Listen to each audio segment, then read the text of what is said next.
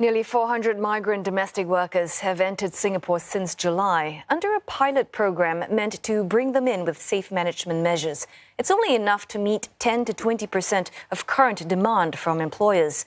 The Employment Agencies Association says it's hoping to bring more in over the next 2 months. These domestic migrant workers are serving their month-long quarantine before starting work in Singapore. But before this, some faced delays as they didn't have the proper documents needed by overseas authorities.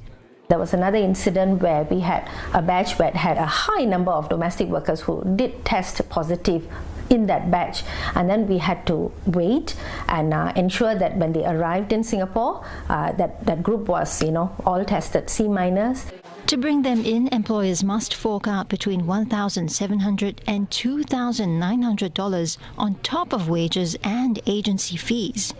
It's to pay for transport, COVID-19 tests, and the 14-day quarantine stay.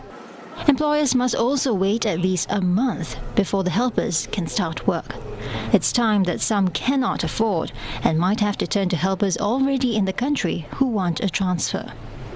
The transfer market has been quite tight in the sense that the overall agency fees as well as salaries of migrant domestic workers have increased. So between having a transfer and being on a pilot program, I think at some point employers will have to make a decision on their own, which to choose. The Employment Agencies Association is looking to double the number of helpers brought in by this month and triple it by October. We are increasing the facilities at source to accommodate the demand, and on the other hand, we are also expanding to other source countries. So at this point of time, we are handling only Philippines and Indonesia.